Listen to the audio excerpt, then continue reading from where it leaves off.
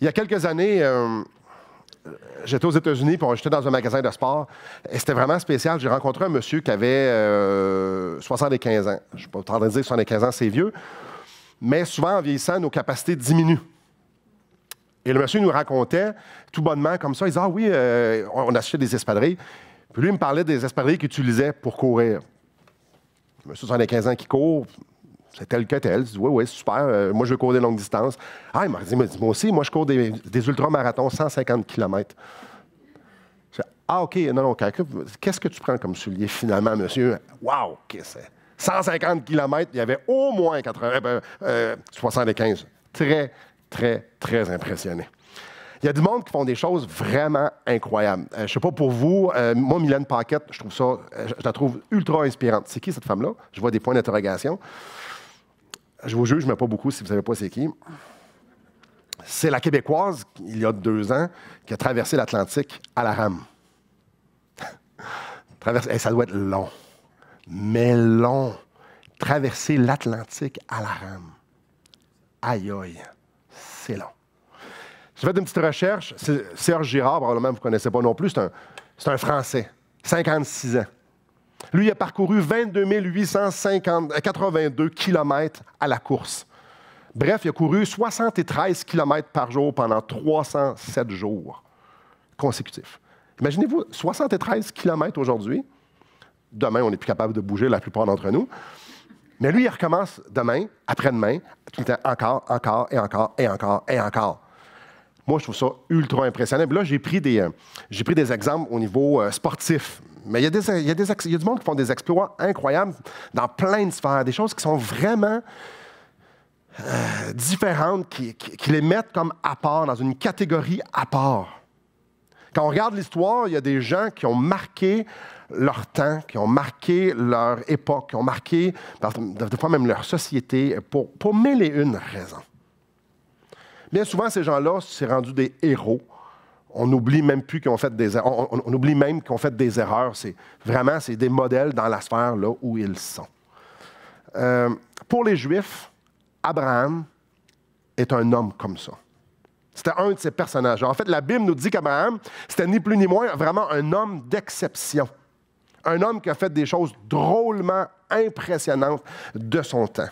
Mais lui, il n'a pas juste marqué sa génération parce qu'on en parle encore aujourd'hui. Donc, il a marqué bien plus qu'une génération. Ça fait déjà quelques milliers d'années que c'est arrivé. Puis on en parle encore. Et là, ici, on est dans Romains chapitre 4 où est-ce que Paul va utiliser Abraham. C'est pas surprenant qu'il a pris Abraham. Puis pratiquement tout le chapitre 4, il va prendre Abraham comme illustration. Il va approfondir une vérité qu'on a vue, en fait, au chapitre 3. Je vous dis de tourner au chapitre 4, mais en fait, c'est vraiment au chapitre 3. Parce que je veux relire la vérité sur laquelle il va approfondir au chapitre 4. Donc, on est au chapitre 3, verset 27. Où donc est le sujet de se glorifier? Il est exclu. Par quelle loi? Par la loi des œuvres? Non, mais par la loi de la foi. Car nous pensons que l'homme est justifié par la foi sans les œuvres de la loi. Imaginez, Abraham a été déclaré juste par Dieu.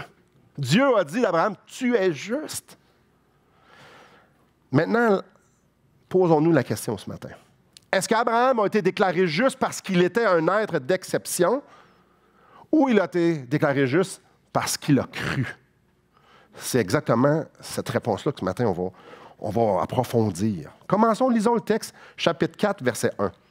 Que dirons-nous donc qu'Abraham, notre père, a obtenu selon la chair? Si Abraham a été justifié par les œuvres, il a sujet de se glorifier, mais non devant Dieu.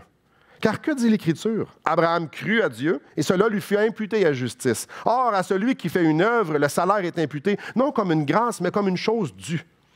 Et à celui qui ne fait point d'œuvre, mais qui croit en celui qui justifie l'impie, sa foi lui est imputée à justice. Au verset 1, Paul pose une question. Je la relis. Que dirons-nous donc qu'Abraham, notre père, a obtenu selon la chair? Je vais y répondre tout de suite, mais on va le voir beaucoup plus loin dans le texte, au chapitre 4. Ce matin, ce qu'on va voir, je vais vous donner la réponse rapidement, puis on va le voir plus tard. Aujourd'hui, on va plus regarder l'introduction de sa réponse. Donc, qu'est-ce que Abraham a obtenu selon la chair? Bien, regardez bien, au milieu du verset 11. Je vais lire le verset 11. « Et il reçut le signe de la circoncision comme sceau de la justice qu'il avait obtenu par la foi quand il était incirconcis, afin d'être le père de tous les incirconcis. » La réponse est là. Qu'est-ce qu'il a obtenu? Afin d'être père. Au verset 12, « Et le père des circoncis aussi. » Donc, le père des circoncis et le père des incirconcis. Là, si vous dites, Simon, ça va trouver un peu, dans 2 semaines, on va en parler. Donc, c'est pour ça qu'on voit au verset 1 qu'il est notre père. Ce qu'il a reçu, selon la chair, c'est la paternité. La paternité de tous les croyants. C'est ce qu'il a reçu. En fait, notre texte qu'on va plus explorer ce matin, c'est vraiment plus au verset 2 à 5. Si Abraham a été justifié par les œuvres, il a sujet de se glorifier, mais non devant Dieu. Laissez votre main dans Romains chapitre 4 et venez avec moi dans Genèse chapitre 12. On va aller lire un peu, on va lire 2 épisodes de la vie d'Abraham. Donc, Genèse au chapitre 12. Et ici, je vais faire le lien avec mon introduction. Mylène Paquette a toutes les raisons qu'on l'honore. Elle a fait quelque chose que ni vous ni moi avons même passé proche de peut-être avoir l'idée de faire. Serge Girard, le gars qui a couru 22 000 km dans la même année. Tant qu'à moi, on peut lui donner une médaille et lui, c'est Egan. Wow! Wow! Wow! J'ai rien couru 21 l'année passée. J'étais fier de ma médaille, imaginez-vous 22 000. Dans la sphère d'activité, il était remarquable. Ces deux-là, et plein d'autres aussi. Ici, regardons la sphère d'activité d'Abraham, Genèse chapitre 12. « L'Éternel dit à Abraham, va-t'en de ton pays, de ta patrie, et de la maison de ton père dans le pays que je te montrerai. Je ferai de toi une grande nation, je te bénirai, je rendrai ton nom grand et tout ça, une source de bénédiction. Je bénirai ceux qui te béniront, et je maudirai ceux qui te maudiront, et toutes les familles de la terre seront bénies en toi. » Abraham partit. Et moi, je trouve ça juste fascinant ici. Comme l'Éternel lui avait dit. Et Lot partit avec lui. Abraham était âgé de 75 ans. 75 ans. Beaucoup de troupeaux. Dieu te dit ce matin, tu as 75 ans, écoute, Abraham, tu vas pacter tes petits, tu vas pacter tout ce que tu as, puis tu vas partir dans le pays que je vais te montrer. Oui, mais où? Non. Non, tu ne sais pas où, je vais te le montrer où est-ce que tu t'en vas. Oui, mais comment ça va arriver? C'est qui le déménageur? Comment on fait ça, là, Dieu? Non, Abraham, aucune question. Ce que Dieu lui a demandé de faire, c'est à 75 ans, il lui a dit, bon, mais là, tu vas partir de chez vous, tu vas ramener tes affaires, puis fais juste partir, je te le dirai en chemin. Lui aussi mérite une médaille tant qu'à moi. C'est quelque chose de très gros, très inconfortable. Ça nous sort de notre zone de confort. Absolument. Ce gars-là, il a une obéissance. Wow! Incroyable. Est-ce qu'Abraham était une bonne personne? Abraham était une excellente personne. Revenez avec moi dans Genèse. Pas dans Genèse, dans Romains chapitre 4. Est-ce qu'il était une bonne personne? Absolument. Est-ce qu'Abraham était une personne d'influence autour de lui? Vraiment beaucoup. Est-ce qu'Abraham pouvait être honoré par ses pairs, par les gens autour de lui, comme une personne exceptionnelle? Vraiment. Est-ce que même, je pourrais même aller plus loin que ça, est-ce qu'Abraham, lorsqu'il se regarde dans le miroir, aurait pu dire, sérieux le gars, pas une vraie obéissance? Oui. Oui, il aurait pu. Il aurait pu. Dieu lui demande quelque chose de très grand et il obéit. Plus tard, Abraham dit, tu vas offrir ton fils. Dieu dit à Abraham, offre ton fils. De bon matin, Abraham prend son fils puis s'en va l'offrir. Et à la toute fin, Dieu l'arrête et pourvoit un bouc. Abraham était pour le faire. On peut lire dans Hébreux qu'Abraham pensait que Dieu était pour le ressusciter. Abraham était un gars tellement exceptionnel à mes yeux, à moi. À mes yeux, à moi. Ici, on voit au verset 2, « Si Abraham a été justifié pour les œuvres, il a sujet de se glorifier, mais non devant Dieu. » Mais non devant Dieu. Devant Dieu, Abraham n'était pas juste. Abraham n'était pas parfait. Dans ce verset-là, Dieu met Abraham, un héros de la Bible, Un vrai de vrai héros de la Bible. Il le met en même place que le reste de l'humanité. Au chapitre 3, verset 3, ça nous dit « Car tous ont péché et sont privés de la gloire de Dieu ». Ça fait 3 chapitres que Dieu explique à quel point l'homme est totalement corrompu et totalement séparé de Dieu. Et là, ici, ça fait juste faire la même chose. Il met ensemble, Abraham était dans cette gang-là. Abraham, qui était probablement, pas probablement, il est un des patriarches, donc un des personnes sur lesquelles Dieu, en fait, a fait une promesse. On va voir ça plus tard. Incroyable. Mais Dieu dit, non, il n'y a pas pu se vanter de ça. Abraham ne pouvait rien faire pour sa cause. Abraham était lui aussi coupable devant le juge. Dieu est le juste juge. Et il était coupable. Devant les hommes ou devant le miroir, oui, peut-être qu'il aurait pu recevoir des applaudissements, certainement, mais ici c'est écrit, mais pas devant Dieu. Pas devant Dieu. Même si tu es bon, mais tu ne l'es pas devant Dieu. Le juste juge, celui qui juge à la fin, c'est Dieu.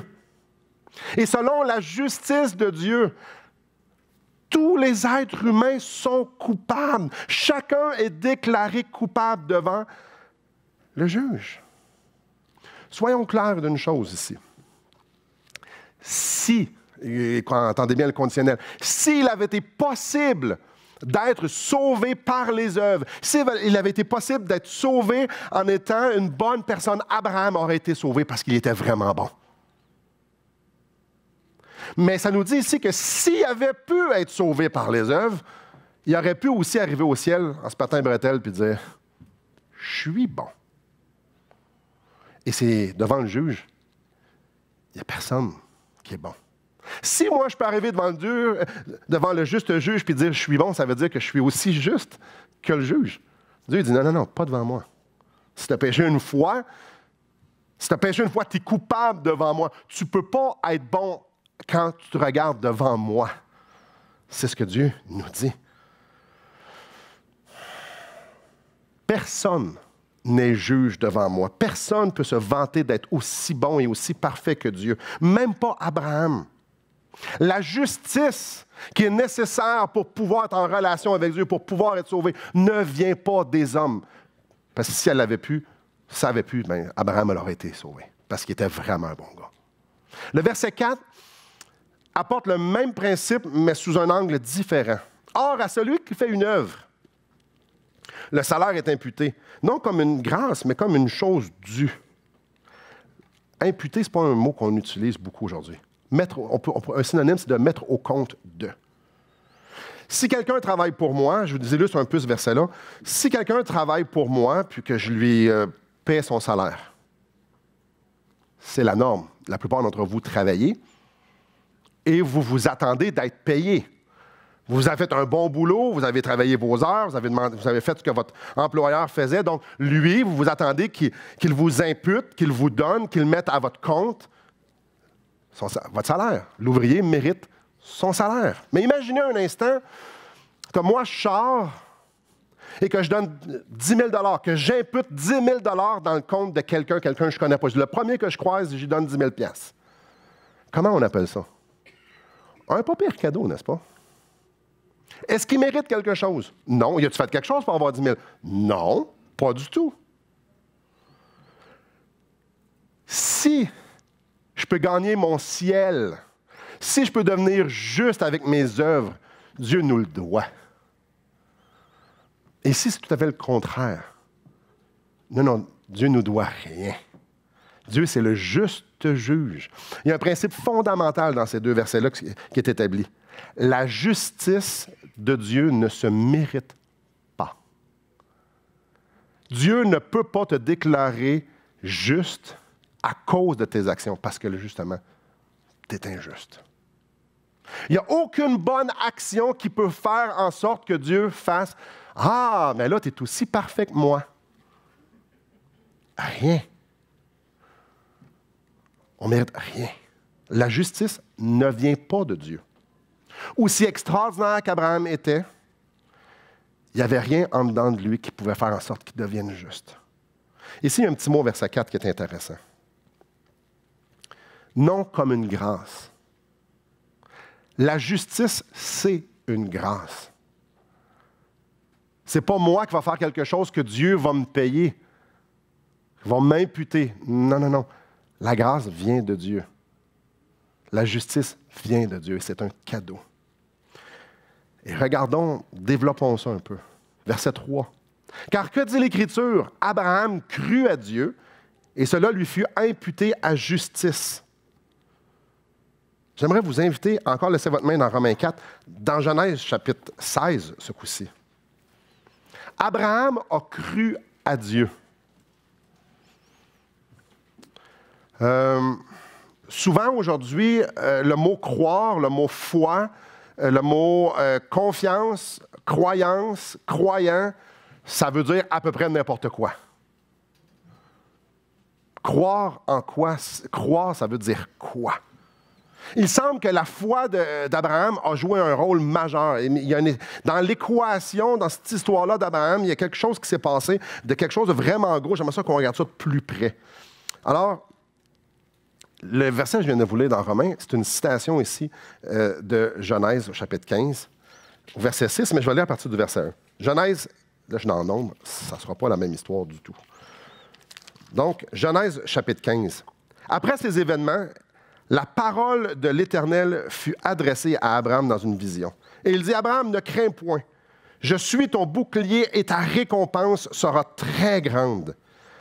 Abraham répondit, Seigneur éternel, que me donneras-tu? Je m'en vais sans enfant et héritier dans ma maison, c'est Éliézer de Damas. Et Abraham dit, voici, tu ne m'as pas donné de postérité, et celui qui est né dans ma maison sera mon héritier. Alors la parole de l'Éternel lui fut adressée ainsi, ce n'est pas lui qui sera ton héritier, mais c'est lui qui sortira de tes entrailles qui sera ton héritier. Et après l'avoir conduit dehors, il dit, regarde vers le ciel et compte les étoiles, si tu peux les compter. Et il lui dit, telle est ta postérité. Abraham eut confiance en l'Éternel qui le lui imputa à justice. Le passage qu'on vient de lire, c'est l'endroit où Dieu fait une promesse incroyable à Abraham. Abraham, tu vas avoir une grande descendance. Puis on peut voir ici Abraham faire confiance en l'Éternel. Faire confiance à Dieu. Et on va lire 2 autres passages parce que pour moi, je lis ça, je dis, ouais, OK, là, il est devenu juste. À cet endroit-ci, là, Abraham est devenu juste devant Dieu. Il y a 2 passages qui vont nous aider beaucoup à comprendre en quoi Abraham a réellement cru. C'était quoi précisément qu'il a cru pour qu'il puisse être déclaré juste. Ici, Abraham eut confiance en l'Éternel qui le lui imputa à justice. Venez avec moi dans Galates au chapitre 3. Allons voir dans Galates pour voir l'objet de sa foi, l'objet de sa confiance. Donc, on est dans Galates au chapitre 3. Galates chapitre 3 au verset 16.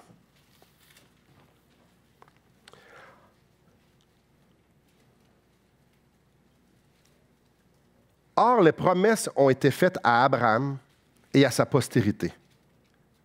Il n'est pas dit « et aux postérités » comme s'il s'agit de plusieurs, mais en tant qu'il s'agit d'une seule postérité, et à ta postérité, c'est-à-dire à Christ. Abraham crut que Dieu pourvoirait à une justice parfaite, que dans sa lignée à lui, Dieu enverrait le Messie, Christ, celui qui était pour délivrer, celui que Dieu aurait choisi pour délivrer son peuple. Dieu a cru, pas Dieu, Abraham a cru à ça. Vous êtes avec moi dans Hébreux, Hébreux au chapitre 11. Donc, ça nous aide à préciser Genèse 15, 6, en qu'est-ce qu'il a cru. Donc, il a cru à une descendance que Dieu pourvoirait à la solution pour lui. Et ça, c'est crucial. Croire que Dieu enverrait une solution. Hébreux chapitre 11, verset 9. C'est par la foi qu'il vint s'établir dans la terre promise comme dans une terre étrangère, habitant sous des tentes, ainsi qu'Isaac et Jacob, les co-héritiers de la même promesse. Car il attendait la cité qui a de solides fondements, celle dont Dieu est l'architecte et le constructeur. Il s'attendait au ciel. Il s'attendait qu'il y ait quelque chose qui est vraiment exceptionnel que Dieu pourvoirait. C'est par la foi que Sarah elle-même, malgré son âge avancé, fut rendue capable d'avoir une postérité parce qu'elle crut à la fidélité de celui qui a fait la promesse. C'est pourquoi d'un seul homme, déjà usé de corps, naquit une postérité nombreuse comme les étoiles du ciel, comme le sable qui est sur le bord de la mer et qu'on peut compter. Abraham, il a cru au plan de Dieu. Il a fait confiance en ce que Dieu a dit. Il a cru que Dieu se manifesterait, qu'il lui donnerait ce qui était nécessaire pour qu'il puisse être en sa présence. Quand on lit, on peut retourner dans Romains chapitre 4, quand on lit qu'Abraham a cru au verset 3, ça implique qu'il a pris Dieu au mot. Il a cru que la solution venait de Dieu. Il a cru que la solution n'était pas en dedans de lui, que ce n'était pas lui qui avait à produire la solution. Il s'est vu devant Dieu, il a vu Dieu par la foi et il s'est vu devant Dieu comme il était, comme étant quelqu'un qui n'a pas la solution. Dieu lui a fait une promesse future. Puis il a dit oui. Oui. Je crois que Dieu va pourvoir à ça, va pourvoir à un Messie, va pourvoir à une cité céleste. Oui. Donc, quand il a cru, il a également abandonné ses ressources, il a abandonné ses solutions. Et ça, c'est super fondamental. Restez avec moi, là. Quand Abraham a reçu ces promesses-là, il avait le choix d'avancer, de dire oui, Dieu, c'est ce que je veux, mais pour ça, il devait abandonner ses solutions à lui pour pouvoir chérir celles qui venaient de Dieu. C'est ça, faire confiance à Dieu. C'est ça qu'on appelle la foi. Et de dire, j'abandonne ce qui est à moi, j'abandonne ma justice propre pour pouvoir chérir et saisir celle que Dieu veut me donner. Et à l'instant qu'il a abandonné tout ce que lui avait pour pouvoir saisir ce que Dieu lui offrait, il est devenu juste. Cette foi-là lui a été imputée à justice. Abraham regardait et croyait fermement que Dieu enverrait une justice parfaite. Parce que la sienne est imparfaite. Abandonner sa propre justice. C'est-à-dire, moi, il n'y a rien dedans de moi qui peut régler mon problème avec Dieu. Il n'y a rien en dedans de moi qui peut faire en sorte que je puisse me présenter devant Dieu. Ça inclut la foi parce que tu as besoin de croire ça pour pouvoir aller vers Dieu. Et ce qui est intéressant, c'est que j'ai déjà entendu, et peut-être que vous croyez, que c'est la foi qui est notre justice. Pas du tout. Et Paul, ici, parle de ça. Dieu nous éclaire au verset 5. Et à celui qui ne fait point d'œuvre, mais qui croit en celui qui justifie l'impie, sa foi lui est imputée à justice. Est-ce que c'est la foi qui nous sauve? Là, je sais que c'est pas mal théologique, là. Est-ce que c'est la foi qui nous sauve? Est-ce que ma foi en Dieu fait en sorte que je sois sauvé? Là, vous dites, ouais, il me semble que c'est ça que tu as dit tantôt. Est-ce que c'est ma foi qui sauve? Non, pas en tout. Pas du tout. Et ici, comme je vous dis, c'est exactement ce qu'il en parle. Celui qui ne fait point d'œuvre. Donc, là, on va prendre le salut, là, la conversion, lorsque la justice est imputée, on va faire un microscope ici. Donc, celui qui ne fait point d'œuvre, celui qui dit, moi, j'arrive devant Dieu sans œuvre, j'ai les mains vides, j'ai pas de religion, j'ai pas rien, j'ai rien qui parle en ma faveur, je ne veux pas présenter ma justice à Dieu, je ne veux pas présenter rien à Dieu. En fait, j'arrive vide, mais qui se présente avec sa foi. La foi que Dieu peut justifier les impies. C'est là le nerf de la guerre. Regardez au chapitre 5, verset 6. Car lorsque nous étions encore sans force, Christ, au temps marqué, est mort pour des impies. Même mot, super intéressant. La foi, c'est que Dieu sauve les pécheurs. Jésus est venu prendre notre injustice. C'est ce qu'on lit au verset 8 du chapitre 5. Mais Dieu prouve son amour en ce que lorsque nous étions encore des pécheurs, Christ est mort pour nous.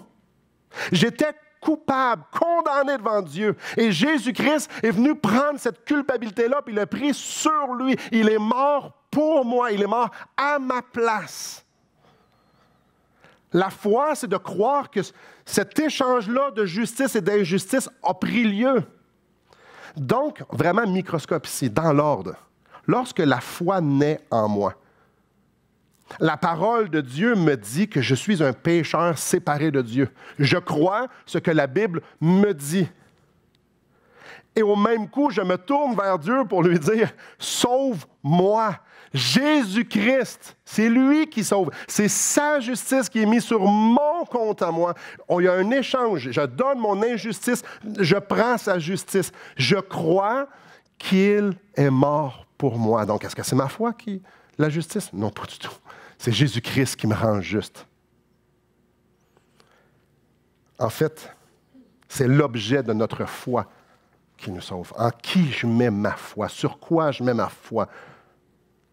La foi ici, c'est de s'abandonner à quelque chose qui est extérieur à nous. La foi ici, c'est de dire, je vais abandonner ce qui est en dedans de moi, je vais abandonner ma vie pour que je puisse saisir ce que Dieu, ce que Jésus-Christ a fait de parfait pour moi.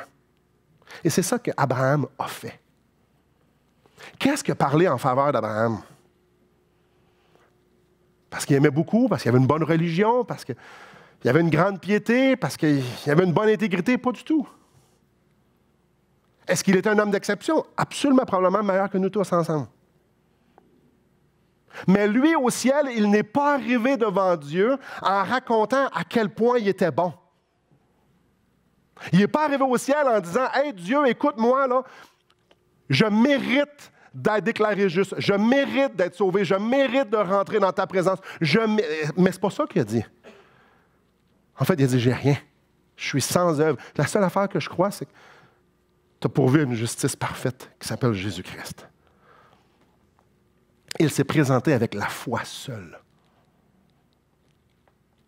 Il a fait confiance. Il a cru et la justice de Christ lui a été imputée. Seulement parce qu'il a cru. Peut-être que vous dites, « Ouais, ça, Simon, c'est peut-être compliqué un peu à matin. » Peut-être. Peut-être que vous connaissez Martin Luther. J'espère que ça vous dit un petit quelque chose. Martin Luther, c'est un professeur, c'est un homme très éduqué dans la religion catholique. Mais lui, ça clochait dans sa tête. Ça clochait à cause d'un texte comme celui-là. Le purgatoire, ça ne fonctionnait pas. Pour lui, dans sa tête, ça ne fonctionnait pas. Si je suis une bonne personne, puis c'est ça qui me gagne le ciel, ça veut dire que je le mérite. Christ est mort pourquoi? Si je peux gagner mon ciel, Jésus-Christ est venu pour rien. Et il arrive un texte comme ça, il dit, ben, Abraham, lui, il n'a rien fait, il a juste cru. Un des textes qui a convaincu Luther, c'est celui qu'on a sous les yeux de dire, non, ce n'est pas par les œuvres que nous pouvons être sauvés, c'est par la foi seule. La foi en ce que Jésus-Christ a fait. Et ce n'est pas la foi qu'il faut élever, c'est ce que Jésus-Christ a fait. Ce qu'il a fait, ça, c'est parfait. Il peut nous délivrer parfaitement. Est-ce que je veux croire que Jésus-Christ, que Dieu a pourvu à quelque chose de parfait pour que je puisse être sauvé? C'est le fondement de la réforme. Elle est ici, ce que l'Écriture dit. Moi, je pense que je suis bon. Les autres peuvent dire que je suis bon. Mais Dieu, lui, il dit quoi? Mais non devant Dieu au verset 2. Non. Jésus-Christ a tout fait. La justification. Devenir juste devant Dieu, en fait, que Dieu nous déclare juste. Dieu nous déclare parfait. Comment? La foi seule. Verset 5 à la fin, sa foi lui est imputée à justice. À cause que je crois en Jésus-Christ, dans mon compte de banque céleste est mis la justice. À cause que je crois en Jésus-Christ, je suis revêtu de la justice de Jésus-Christ. Ici, on est en train de parler du fondement de la vie chrétienne. La naissance. Quand est-ce qu'un chrétien naît de nouveau? Quand est-ce? C'est quand le jour 1 du chrétien. C'est la seconde qui croit en ce que Dieu a fait, en les promesses que Dieu a pour lui. Tu arrives devant Christ avec rien. Imaginez, ici, là, Jésus qui est là avec sa croix. On recule dans 2000 ans plus tard. On est devant Jésus, les deux larrons sont là, Jésus est là. Puis il dit, je suis en train de mourir pour toi. Je suis en train de souffrir. Regarde mon corps, comment il est meurtri. Et dans un instant, je vais te séparer de mon Père. Je vais prendre ta séparation d'avec mon Père. Je vais la prendre sur moi. Est-ce que tu veux que je prenne ta séparation? Et moi, je vais te donner ma justice. J'ai vécu une vie parfaite. Je suis en train de tout faire ça pour toi. Comment vous réagissez? Je veux te donner ma justice. Je veux prendre tous tes péchés, tous les péchés que tu vas faire dans ta vie. Je veux les prendre sur moi. Comment vous répondez à ça? Non, non, laisse faire Jésus. Moi, je vais m'arranger tout seul avec le gars en haut. Quoi? Non, non, non, moi, je ne suis pas si pire que ça. Je suis venu mourir pour toi. Non, non, c'est correct. C'est correct, Jésus, regarde, je sais, c'est probablement pour les autres. Moi, je ne suis pas si pire. Quoi? Non, non, je ne veux pas rentrer, je ne veux pas me présenter devant Dieu avec ton sang, avec ta perfection. Je vais prendre la mienne à la place. Jésus est venu mourir sur la croix pour nous donner sa justice. Il est venu prendre la condamnation de nos péchés sur lui pour que nous puissions par la foi dire « Je ne mérite pas d'être ici, mais Jésus est mort pour moi, puis c'est tout ce que je veux mettre ma confiance dans ça. Je n'ai rien fait de bon qui puisse me gagner une place au ciel. Jésus-Christ a tout fait. » C'est comme ça qu'on devient chrétien. La Bible nous dit que si on ne fait pas ça, nous sommes des ennemis de Dieu parce que nous sommes des pécheurs. Dieu est d'une perfection qu'on ne peut même pas saisir la pureté dans laquelle elle est. Ah, si vous êtes ici ce matin et vous n'êtes pas justifié devant Dieu, pas parce que vous êtes bon, parce qu'on n'est pas personne de bon ici, désolé. Je ne connais pas toute la gang en profondeur, mais la Bible nous dit qu'on est tous des pécheurs. Donc, je vais prendre pour acquis que vous êtes pécheurs comme moi. Peut-être un peu plus, peut-être un peu moins. Ça n'a pas d'importance, on est tous pécheurs. Donc, à un moment donné, nous allons nous présenter devant Dieu, devant le juste juge. Qu'est-ce que vous voulez lui dire? Qu'est-ce que vous voulez lui montrer? Aujourd'hui même, tu peux mettre ta foi de dire, je réalise que j'ai un problème avec Dieu, je réalise que, oui, je suis pécheur. Puis à l'instant même où je suis en train de parler, vous pouvez vous tourner vers Dieu et dire, hey, je veux la justice de Christ. Si je meurs, je veux me présenter devant Dieu avec la justice de Christ. Tu peux le faire maintenant et avoir l'assurance que tes péchés vont être pardonnés. C'est comme ça qu'on devient chrétien. Par la foi en ce que Jésus a fait. C'est impératif de comprendre cette grande vérité-là. Pas juste la comprendre, mais d'y croire profondément qu'on arrive avec rien au ciel. C'est rien de nous qui nous gagne quoi que ce soit au ciel, qu'on arrive vraiment avec rien sinon la justice de Christ, parce que le reste de la vie chrétienne est basé là-dessus. Le reste de la vie chrétienne est basé là-dessus.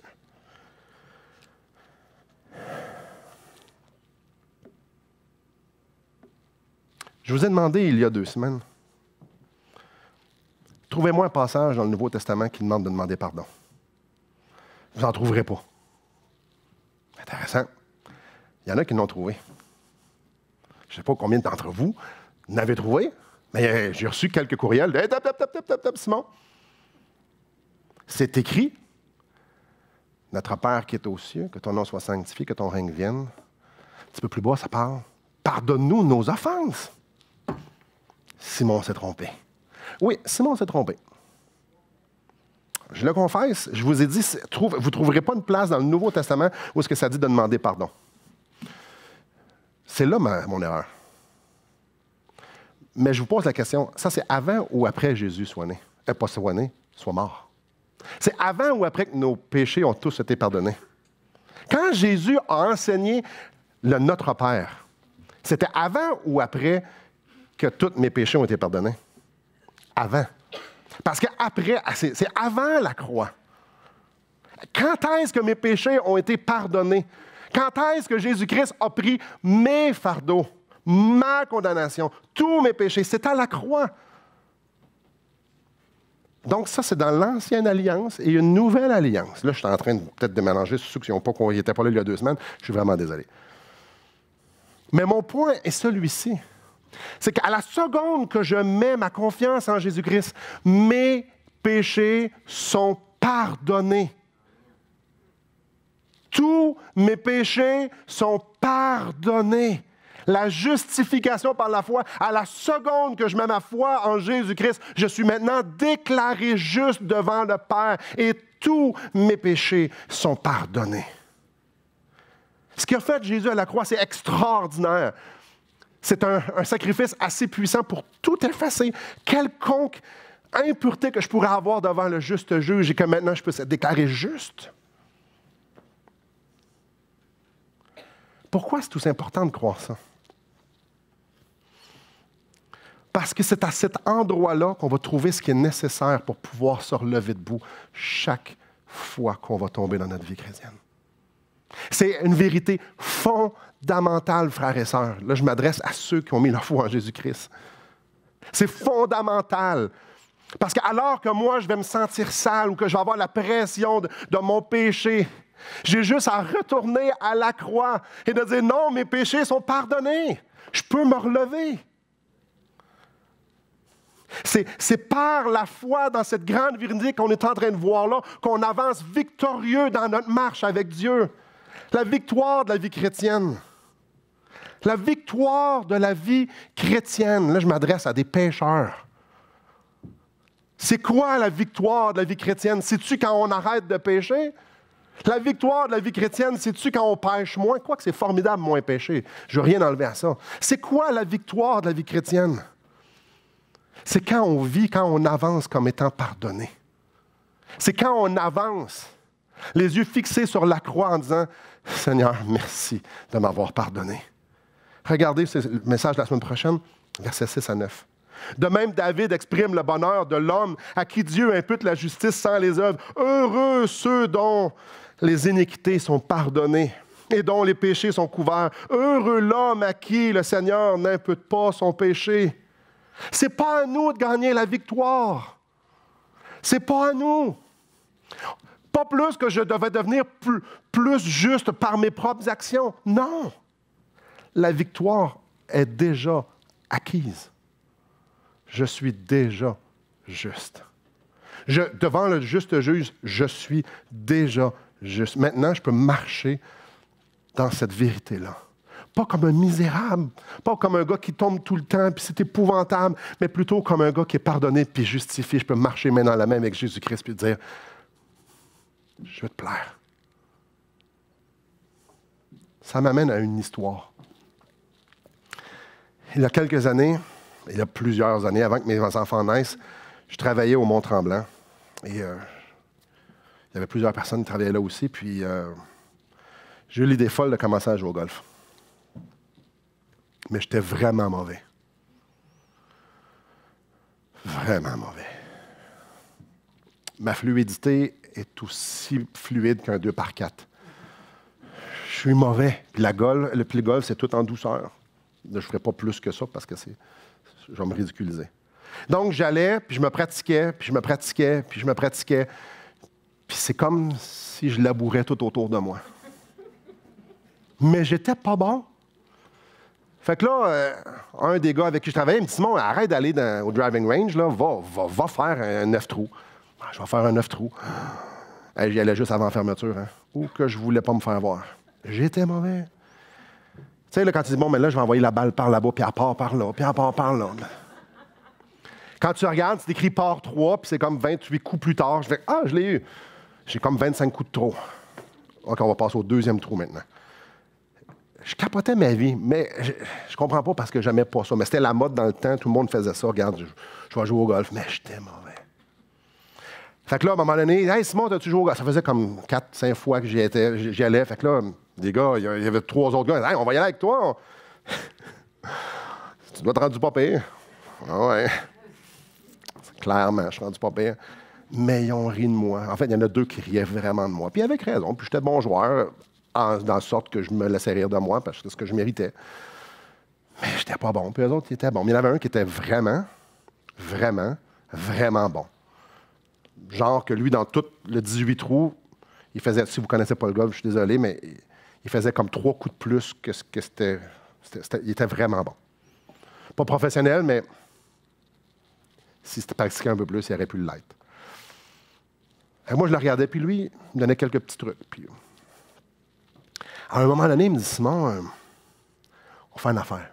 On se met ça en équipe. On va faire comme toi. Moi, je vais me mettre avec toi contre les 2 autres. Fait qu'il dit, propose-leur. Parfait. Hey, les gars, Voulez-vous jouer au golf? Ah ouais, on va jouer au golf. On va faire ça. Je ne me souviens plus c'est quoi le terme. J'ai pas vraiment choix après. Et je ne jouerai plus non plus. On va jouer au golf. Ouais, on va jouer au golf. Je dis, moi, on se met en équipe. Donc, on prend la meilleure balle. Ah, les gars, ouais, c'est beau, pas de problème. Je me mets avec lui. Fait que là, on arrive, là, on est les 4, super. Et là, je commence à être baveux. Avant un petit peu que j'étais immature pas mal. Là, je commence à être baveux. En tout cas, là, on va vous en donner toute une, les boys. Pourquoi? Pourquoi? Parce que le bon était là. Non, mais clairement, j'avais aucunement confiance. Moi, j'étais déjà victorieux. Je commençais ma première swing. Je me suis dit, je ne vais rien apporter à la game. À part, je vais les faire rire. C'est tout ce que je vais apporter. J'étais déjà gagnant avant de commencer parce que lui était incroyablement meilleur que les deux autres, et évidemment que moi aussi. Et c'était exceptionnel de voir que moi, ma balle s'en allait par là. Puis lui, c'est comme il était déjà sur le green le premier coup. Puis moi, ça prenait 20 coups avant d'y aller. Mais c'est pas grave, j'avais pas besoin de les jouer. On prenait sa balle à lui. Jamais de toute la game, on a pris ma balle. Jamais, jamais, jamais. Et comme quand le même sentiment que j'avais au départ, quand on a fini, on était victorieux, comme incroyablement. Même, il y avait peut-être 28 contre le gars. Ils avaient clenché toute la gang. Et tout le long, puis le gars disait, hey, il va falloir que vous fassiez mieux, les boys, hein? Vous n'êtes pas trop forts. Pourquoi je raconte cette histoire-là? Je continue. J'avais plus aucune pression. Je jouais sans pression. La game était déjà gagnée et j'ai rien apporté à la game. En fait, j'aurais pu juste conduire le kart. J'aurais probablement plus aidé.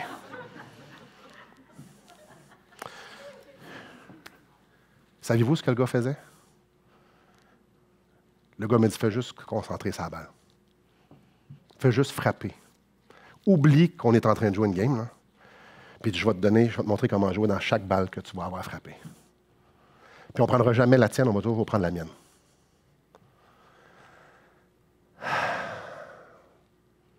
Ce matin, alors que je promenais mon chien, je réfléchissais au message, puis cette histoire-là m'est revenue.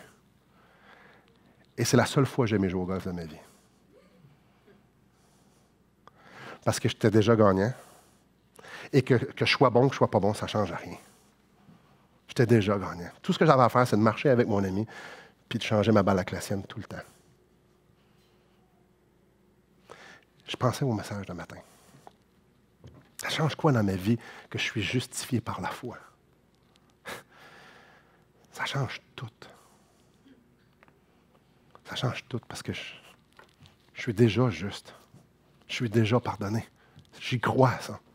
J'ai dit à Jésus-Christ, je peux-tu faire partie de ton équipe? Il m'a dit, ben oui, justement, je suis mort pour qu'on puisse faire partie de ton équipe. Maintenant, on ne prendra jamais ta balle, on va juste prendre la mienne, OK? Mais à côté, pour te pratiquer, fais-les. Puis quand tu vas être bien loin, tu reviens à côté de moi, on va prendre ma balle, OK? Ma balle est gagnante, puis tu vois, c'est correct. C'est cause, un matin, j'étais comme, wow! C'est donc bien léger jouer avec Jésus. C'est donc bien léger de ne pas avoir à performer pour pouvoir être bon. C'est donc bien bon de dire, mon sauveur, je ne veux pas essayer de t'impressionner pour gagner quelconque faveur. En fait, je crois que j'ai déjà toutes les faveurs. Je veux juste avancer avec toi. La justification par la foi, le fait d'être devenu juste, c'est le jour 1 du chrétien, mais c'est également ça qui va nous permettre de pouvoir marcher victorieusement, parce qu'on est déjà victorieusement. On a le choix de se mettre à genoux devant notre péché, puis de contempler notre péché, puis d'idolâtrer notre péché, puis de dire à quel point on est pécheur, ou on peut dire, Seigneur, je vais changer ma balle avec toi. Seigneur, c'est ta justice que je veux. On a le choix d'être croulé, d'être misérable, puis de se sentir coupable, puis de... Il faut dire, non, je vais juste me relever, puis je vais continuer à marcher avec toi. Ça, c'est la vie d'un chrétien. Se relever, puis continuer à marcher. Parce qu'on est pardonné. Parce qu'on est justifié. Je vous pose la question, est-ce que vous croyez à ça? Le message de ce matin est fondamental. La vie avec Dieu commence là. En quoi vous mettez votre confiance? En Jésus-Christ? En son sacrifice parfait? En sa justice? Ou bien dans la vôtre? Jésus est mort et est ressuscité pour nous justifier. Tout ce qu'il nous demande, c'est croire. Abraham, sa foi lui fut imputée à la justice. Et aujourd'hui, si vous n'êtes pas sauvé, votre foi peut vous être imputée à la justice. Ce qui veut dire, c'est qu'il va vous donner sa justice. Et si tu es justifié, je le suis.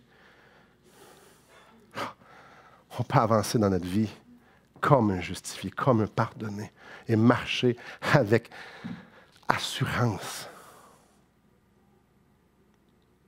Ça fait toute la différence. Et vous allez voir le reste de l'Épître aux Romains. Elle se construit sur ça.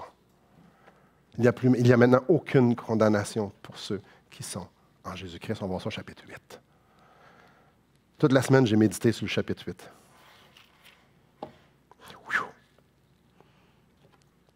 Et c'est clair que le chapitre 8 est basé sur le chapitre 4. Sur le reste de l'Épître. On est justifié, pardonné par la foi. Et comme je vous ai dit, la semaine prochaine, on va développer le verset 6, 7, 8. Ça se vit comment être pardonné. Où on trouve le bonheur ici-bas. En essayant de faire la loi ou en regardant sur Jésus-Christ. Prions. Seigneur, loué soit ton nom que nous sommes toujours gagnants avec toi. Que Seigneur Dieu, tu as anéanti non seulement la conséquence du péché, mais également le péché, le pouvoir du péché aujourd'hui dans ma vie. Gloire te soit rendue, ô Éternel, pour Jésus-Christ, mon Rédempteur, qui fait en sorte que maintenant je peux marcher avec toi, je peux me relever tout le temps, que je ne suis pas besoin d'être misérable. En fait, que Seigneur, je peux juste te contempler et vouloir te servir.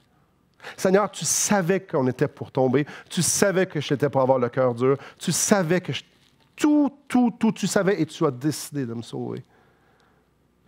Gloire te soit rendue, ô Éternel. Pour cette justice, pour ce pardon.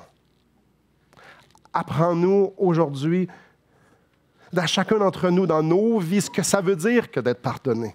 Apprends-moi. Et Seigneur, que cette lettre aux Romains puisse venir nous outiller pour qu'on puisse vivre victorieux et qu'on puisse saisir cette grande vérité que toute chose concourt au bien de ceux qui t'aiment. Et ça n'a rien à voir avec les circonstances, mais bien avec le chemin que tu nous fais prendre, parce que tu es là. Ô Dieu éternel, s'il y a quelqu'un ici qui n'a pas mis sa foi, qui n'a pas abandonné sa justice pour pouvoir s'approprier celle de Jésus-Christ. Ma prière, c'est que ton Esprit Saint puisse le convaincre à l'instant même où je te prie ces choses. Et qu'il puisse se tourner vers toi et dire à Jésus, sauve-moi. Sauve-moi qui suis un pécheur. Ah, Père, il n'y a rien de mieux que de se savoir pardonner. Aujourd'hui, on peut partir d'ici le cœur léger, sachant qu'on est réconcilié avec toi. Alléluia. Gloire soit rendue à Jésus-Christ pour cette grande vérité, pour cette grande promesse. Merci. Et je te prie en son nom. Amen.